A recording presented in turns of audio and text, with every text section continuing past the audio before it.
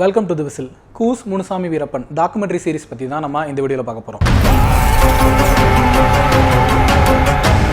வீரப்பன் தமிழ்நாட்டோட வரலாற்றில் ரொம்ப மிஸ்டீரியஸான ஒரு நபர்னே சொல்லலாம். ஏன்னா அவரை பற்றி ஏகப்பட்ட கதைகள் இங்கே இருக்கு. இப்போ நீங்கள் வீரப்பனை பற்றி தெரிஞ்சுக்கணும் அப்படின்னு சொல்லி முடிவு பண்ணீங்கன்னா அவரை பற்றின செய்திகள், கதைகள், கட்டுரைகள், அவரை பற்றியான யூடியூப் இன்டர்வியூஸ், டாக்குமெண்ட்ரிஸ்ன்னு சொல்லிட்டு ஏகப்பட்ட விஷயங்கள் இருக்கு. இது எல்லாத்துலேயுமே பெரும்பாலும் யார் பேசியிருப்பாங்க அப்படின்னு சொல்லி பார்த்தீங்கன்னா, ஒன்று அவரை சார்ந்தவங்களா இருப்பாங்க, அவரோட கூட்டாளிகள், உறவினர்கள் யாராச்சும், இல்லைனா காவல்துறை, வனத்துறை அதிகாரிகள், வேற ஏதாவது அரசு அதிகாரிகள், வழக்கறிஞர்கள், பத்திரிகையாளர்கள், சமூக ஆர்வலர்கள், இந்த மாதிரி வேறு வேறு நபர்களோட பாயிண்ட் ஆஃப் வியூல தான் வீரப்பனோட கதையை இது வரைக்கும் நம்ம கேட்டிருப்போம். But for the first time வீரப்பனோட கதையை வீரப்பனே சொல்றாரு. அதுதான் கூஸ் முனுசாமி வீரப்பன் டாக்குமெண்ட்ரி சீரிஸ். இந்த டாக்குமெண்ட்ரி சீரிஸ் மூத்த பத்திரிகையாளர் நக்கீரன் கோபால் அவர்கள் அந்த காலகட்டத்தில் வீரப்பனை சந்திச்சு எடுத்த நேர்காணல்கள், வீரப்பன் தேடுதல் வேட்டையில பாதிக்கப்பட்ட அப்பாவி மக்களோட நேர்காணல்கள், இப்படி பல்வேறு ஒரிஜினல் ஃபுட்டேஜஸை பேஸ் பண்ணி உருவாக்கப்பட்ட அந்த நக்கீரன் டேப்ஸ் சொல்லப்படக்கூடிய அந்த ஃபுட்டேஜை பேஸ் பண்ணி தான் இந்த கூஸ் முனுசாமி வீரப்பன் அப்படிங்கிற டாக்குமெண்ட்ரி சீரிஸ் எடுத்திருக்காங்க. இந்த டாக்குமெண்ட்ரி சீரிஸ் பத்தி பேசுறதுக்கு ஏகப்பட்ட விஷயங்கள் இருக்கு. பட் ரெண்டு முக்கியமான விஷயங்கள் அப்படின்னு சொல்லணும்னா, வீரப்பன் தன்னோட கதையை தானே சொல்றாரு. அவரை பத்தி யார் யாரோ என்னென்னமோ சொல்லலாம் நம்ம கேள்விப்பட்டிருக்கோம். பட் அவரே அவரோட கதையை சொன்னா எப்படி இருக்கும் அப்படிங்கிறது ரொம்ப எக்ஸ்க்ளூசிவான ஒரு விஷயம். அந்த வகையில் இது ரொம்ப ரொம்ப முக்கியமான சீரிஸ்னே சொல்லலாம். அடுத்ததா வீரப்பன் தேடுதல் வேட்டை அப்படிங்கிற பேர்ல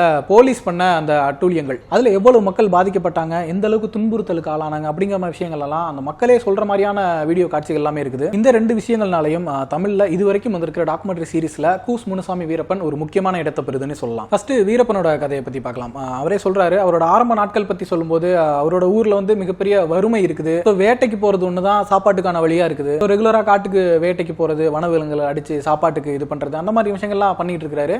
அவரே ஒரு இடத்துல சொல்லும்போது சொல்றாரு, நான் 1 இயர் படையாட்சி தான், ஆனா நான் ஒரு வேட்டைக்கார மாதிரி இருப்பேன்.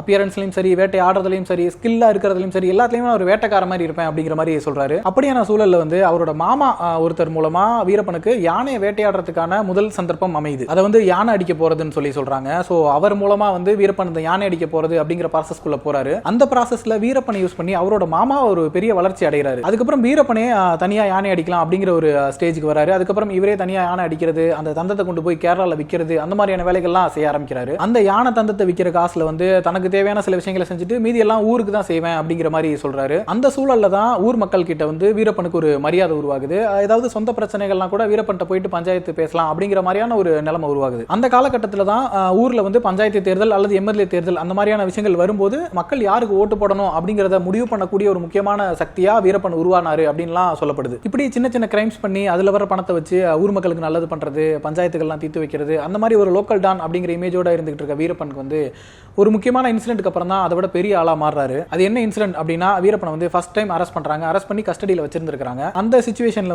டிஎஃப்ஓ ஸ்ரீனிவாஸ் அப்படிங்கிறவர் வீரப்பனை கஸ்டடியிலே கொன்றலாம் அப்படிங்கிற மாதிரியான ஒரு திட்டம் போட்டதா சொல்லப்படுது. அந்த திட்டம் வீரப்பனுக்கு தெரிஞ்சு அங்கிருந்து எஸ்கேப் ஆகுறாரு. எஸ்கேப் ஆனதுக்கு அப்புறம் ஆட்டோமேட்டிக்கா தலைமறைவு வாழ்க்கை வாழ வேண்டிய நிர்பந்தம் ஏற்படுது. அதுக்கப்புறம் தான் வீரப்பன் ஒரு மிகப்பெரிய கிரிமினலா மாறினாரு அப்படிங்கிற மாதிரி இந்த டாக்குமெண்ட்ரியில சொல்லப்படுது. அன்னைக்கு அந்த கஸ்டடியில இருந்து தப்பிச்சு வீரப்பன் தலைமறைவு வாழ்க்கை வாழ ஆரம்பிச்சதுக்கு அப்புறம் நம்ம பாக்குறது எல்லாமே வெறும் சாகசங்கள் தான். எப்படி ஒரு காட்டுக்குள்ள ஒரு மனுஷன் இவ்வளவு நாள் தலைமறைவா இருக்க முடியும், பல்லாயிரக்கணக்கான போலீஸ் போர்ஸ் அனுப்பியும் வீரப்பனை நெருங்க கூட முடியல அப்படிங்கிறது எல்லாமே நமக்கு இன்னை வரைக்கும் ஆச்சரியமா இருக்கக்கூடிய விஷயங்கள் தான். வீரப்பன் தலைமறைவானதுக்கு அப்புறம் வீரப்பனுக்கும் அரசாங்கத்துக்கும் தொடர்ந்து சண்டை நடந்துகிட்டே தான் இருக்குது. போலீஸ் போர்ஸ் அனுப்பி வீரப்பனை பிடிக்க ட்ரை பண்ணிட்டே இருக்காங்க. பட் போலீசார், வனத்துறை அதிகாரிகள், ஸ்பெஷல் டாஸ்க் போர்ஸ் சொல்லிட்டு எவ்வளவு பேர் வந்தாலும் வீரப்பனை நெருங்க கூட முடியல. அப்படிங்கிறப்பதான் அரசாங்கத்துக்கு ஒரு மிகப்பெரிய அழுத்தம் ஏற்படுது. அந்த இடத்துல தான் அரசு இயந்திரம் தன்னோட கோர முகத்தை காட்ட ஆரம்பிக்குது. ஒர்க் ஷாப் அப்படிங்கிற பேர்ல கேம்புகள் அமைச்சு அங்க அந்த வீரப்பன் இருந்த கிராமத்தை சுத்தி இருந்த மக்களை கூட்டிட்டு சித்திரவதை பண்றது, அவங்களை கொடுமைப்படுத்துறது, அந்த மாதிரி விஷயங்கள்லாம் பண்ண ஆரம்பிக்கிறாங்க. இந்த டாக்குமெண்ட்ரியில அந்த பாதிக்கப்பட்ட மக்கள் தங்களுக்கு என்னென்ன மாதிரியான கொடுமைகள் நிகழ்த்தப்பட்டது அப்படிங்கிறத அவங்களே சொல்ற மாதிரியான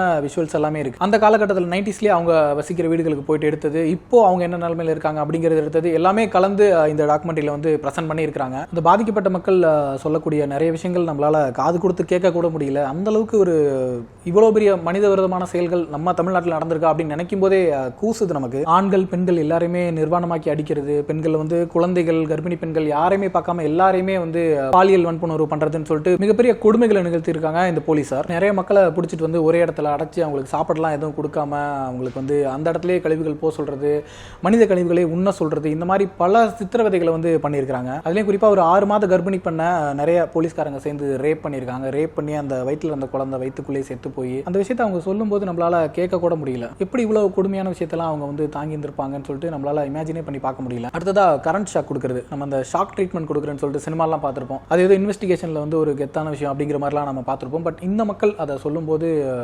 மனசெல்லாம் ரொம்ப பதைப்பதைப்பாயிருது. காது, மூக்கு, வாயின்னு ஆரம்பிச்சு பிறப்பு உறுப்பு வரைக்கும் உடல்ல எல்லா உறுப்புகள்லையுமே வந்து இந்த ஷாக் கொடுக்குற விஷயத்தை வந்து பண்ணியிருக்காங்க. அதுலேயும் ஒருத்தர் சொல்றாரு, பெண்களுக்கு வந்து இந்த மார்பு காம்புல தொடர்ந்து ஷாக் கொடுத்துக்கிட்டே இருந்தாங்க. அதுல வந்து ஒரு 7-8 பெண்களுக்கு மார்பு காம்பே இல்ல, உதிர்ந்து விழுந்துருச்சு அப்படிங்கிற மாதிரிலாம் சொல்லியிருப்பாரு. அந்த கரண்ட் ஷாக்ல பாதிக்கப்பட்டவங்க ஒரு சிலர் இப்ப எப்படி இருக்காங்கிற விஷுவல்ஸும் காட்டியிருந்தாங்க. அதுல ஒரு சிலர் பேசும்போது சொல்றாங்க, எங்க உடம்புக்குள்ள இன்னமும் ஒரு அதிர்ச்சி இருந்துகிட்டே இருக்கு, எங்களால இயல்பான வாழ்க்கையை வாழ முடியல, நாங்க இப்ப பேசும்போது கூட சின்ன ஒரு உளறல் இருந்துகிட்டே இருக்கு எங்க வாயில, அது எல்லாமே அப்ப வச்ச அந்த ஷாக்கு தான் அப்படின்னு சொல்லியிருப்பாங்க. இந்த விஷயங்கள் பத்தி பேசும்போது மூத்த வழக்கறிஞர் பவானி மோகன் சொன்ன ஒரு விஷயம் தான் ஞாபகத்துக்கு வருது. இந்த டாக்குமெண்ட்ரியிலுமே அவர் பேசியிருக்காரு. அவர் என்ன சொல்லியிருப்பாருன்னா, சுதந்திர இந்தியாவில் இவ்வளவு கொடுமையான ஒரு மனித உரிமை மீறல் சம்பவம் வந்து இது வரைக்கும் நடந்ததே இல்லை அப்படிங்கிற மாதிரி சொல்லியிருப்பாரு. ஒர்க் ஷாப்னு சொல்லிட்டு ஒரு கேம்ப் வைக்கிறதே இல்லீகலான விஷயம் தான். அப்படி இல்லீகலான விஷயம் வச்சு அதுக்குள்ள இவ்வளவு மக்களை டார்ச்சர் பண்றது வந்து எந்த காலகட்டத்திலும் நம்ம ஏத்துக்கவே முடியாது அப்படிங்கிற மாதிரி சொல்லியிருப்பாரு. ஒர்க் ஷாப் பத்தி பேசும்போது எதுக்கு இந்த ஒர்க் ஷாப் அப்படிங்கிற பேர் அப்படின்னு சொல்லி நம்ம யோசிக்கும் போது நக்கீரன் மூத்த பத்திரிகையாளர் ஜெயபிரகாஷ் ஒரு விஷயம் சொல்லியிருந்தாரு. நம்ம யூஸ்வலா ஒர்க் ஷாப்னு சொல்லி எதை சொல்லுவோம்னு பார்த்தா, அந்த வாகனங்களுக்கான பார்ட்ஸ் எல்லாம் கலட்டுறது மாற்றுறது அந்த இடத்த தான் ஒர்க் ஷாப்னு சொல்லுவோம். அந்த மாதிரி மனிதர்களை கூட்டிட்டு வந்து அவங்களோட கை கால்கள் எல்லாம் முறிக்கிறது, அவங்களை துன்புறுத்துறது அப்படிங்கிறதுக்காக தான் இதுக்கு ஒர்க் ஷாப்னு பேர் வச்சாங்க அப்படிங்கிற மாதிரி சொல்லியிருப்பாரு. இதுல இன்னொரு முக்கியமான விஷயம் என்ன அப்படின்னா, ஒரு பக்கம் போலீஸ் வந்து அந்த இருக்க மக்களை டார்ச்சர் பண்ணிட்டு இருக்காங்க, வீரப்பன் பத்தி தகவல் கொடுங்க, வீரப்பனை கண்டுபிடிக்க ஹெல்ப் பண்ணுங்க அப்படின்னு சொல்லிட்டு ஒரு பக்கம் இப்படியான சித்திரவதைகள் நடந்துகிட்டு இருக்கு. இன்னொரு பக்கம் வீரப்பனை பத்தி போலீஸ்க்கு ஏதாவது தகவல் கொடுத்துட்டாங்கன்னா அவங்கள வந்து வீரப்பன் கொண்டுறாரு. ஒரு பக்கம் வீரப்பனை காட்டி கொடுக்க சொல்லி போலீஸ் டார்ச்சர் பண்றாங்க, இன்னொரு பக்கம் ஏதாவது தகவல் கொடுத்துட்டா வீரப்பனை வந்து கொண்டுறாரு. அப்படிங்கிற சிச்சுவேஷன்ல வந்து அந்த மக்களோட கையற நிலை இருக்குல்ல, அதை வந்து அப்பட்டமா படம் பிடிச்சு காட்டின வகையில இந்த கூஸ் முனுசாமி வீரப்பன் சீரிஸ் வந்து ஒரு தனி சிறப்பு பெறுதுன்னே சொல்லலாம். இந்த டாக்குமெண்ட்ரி சீரிஸ்ல யாரெல்லாம் பேசியிருக்காங்க அப்படின்னு சொல்லி பார்த்தோம்னா, ஆஃப்கோர்ஸ் வீரப்பன் அவரோட பாயிண்ட் ஆஃப் வியூல இருந்து அவரோட கதையை, அவரோட நியாய தர்மங்கள் எல்லாம் சொல்லியிருக்காரு. அடுத்ததா மூத்த பத்திரிகையாளர் நக்கீரன் கோபால் அவர்கள், அவர் வீரப்பனை சந்திக்க போனது, அந்த பகுதி மக்களுக்கான பிரச்சனைன்னு சொல்லும்போது அவங்க கூட நின்னது, அவங்களுக்கு நீதி கிடைக்கணும்னு சொல்லிட்டு அவங்க கூட நின்று போராடினது, அவங்கள வந்து ஊர்வலமா கூட்டிட்டு போனதுன்னு சொல்லிட்டு அவர் பண்ண ஏகப்பட்ட விஷயங்கள் எல்லாமே இந்த சீரிஸ்குள்ள இருக்கு. அடுத்ததா நக்கீரனோட நிறைய சீனியர் ரிப்போர்ட்டர்ஸ் பேசியிருக்காங்க, ஆக்டிவிஸ்ட் நிறைய பேர் பேசியிருக்காங்க, வழக்கறிஞர்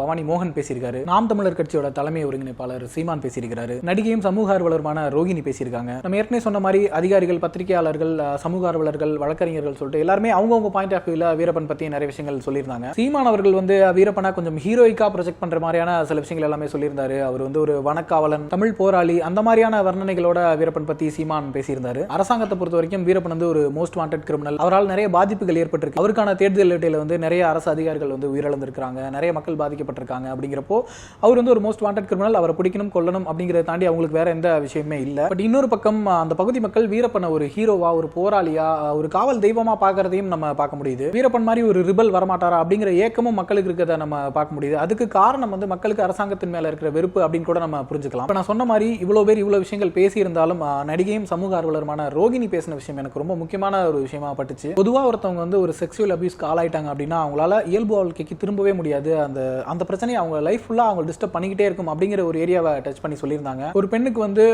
ஒரு அபியூஸ் ஒன்று நடந்துருச்சு அப்படின்னா லைஃப் லாங் அந்த அபியூஸ் பண்ண நபரோட பேரோ இல்லை அந்த உருவ அமைப்பில் இருக்க ஒருத்தரையோ பார்த்தா ஒரு பயம் இருந்துகிட்டே இருக்கும் மனசுக்குள்ள, ஒரு ட்ராமாவா அது அவங்களுக்குள்ள கிரியேட் ஆயிரும். அப்படிங்கிறப்போ இத்தனை போலீஸ்காரங்க வந்து ஒரு கூட்டு பாலியல் வன்புறவு பண்ணியிருக்காங்க, இவ்வளவு பெரிய கொடுமைகளை நிகழ்த்தியிருக்காங்கன்றப்போ அவங்களோட வாழ்க்கை என்னவாச்சு, அவங்களுக்கு இன்னே வரைக்கும் வந்து சரியான நிவாரணம் கூட கிடைக்கல, அவ்வளவு காயங்களோடையும் மன அழுத்தங்களோடையும் மன உளைச்சலோடையும் அவங்க இன்னும் வாழ்ந்துகிட்டு தான் இருக்காங்க, அவங்களுக்கான சரியான நிவாரணம் கூட கிடைக்கல. அதே நேரம் அந்த கொடுமைகளை நிகழ்த்தின போலீஸ்காரங்களுக்கு வந்து டபுள் ப்ரொமோஷன் கிடைக்கிறது, மெடல் போடுறதுன்னு சொல்லிட்டு அவங்களுக்கு பாராட்டுகள் ஒரு பக்கம் கிடைச்சிட்டு இருக்கு. இப்படி இருக்கும்போது அவங்க மனநிலை எவ்வளவு பாதிக்கப்பட்டிருக்கும் அப்படின்னு சொல்லி ரோஹிணி பேசியிருந்தாங்க. இந்த பர்டிகுலர் ஏரியாவை டச் பண்ணி இவ்வளவு எலாபரேட்டா அதை பத்தி ரோஹிணி அவர்கள் பேசியிருந்தது இந்த சீரீஸ்ல ரொம்ப முக்கியமான விஷயம் சொல்லி நான் நினைக்கிறேன். அதே போல வீரப்பன் நல்லவரா கெட்டவரா அப்படிங்கிற கேள்வி தொடர்ந்து இருந்துகிட்டே இருக்கும்போது ரோஹிணி சொல்றாங்க, வீரப்பன் செஞ்ச நல்ல விஷயங்கள் நல்லதுதான், வீரப்பன் செஞ்ச கெட்ட விஷயங்கள் கெட்டது தான், இதில் எது ஒன்றை வச்சு நம்ம இன்னொன்று விட்டுற முடியாது, ரெண்டுமே இருக்க தான் செய்யுது அப்படிங்கிற ஒரு விஷயத்தையும் அட்ரஸ் பண்ணியிருந்தாங்க. இது வரைக்கும் நம்ம பேசினது எல்லாமே கூஸ் முனுசாமி வீரப்பன் டாக்குமெண்ட்ரி சீரிஸோட சீசன் 1 பற்றி தான். சீசன் 2 இனிமே தான் வரப்போகுது. அதில் தான் இந்த கன்னட சூப்பர் ஸ்டார் ராஜ்குமாரை கடத்தினது, அந்த விஷயங்கள் எல்லாமே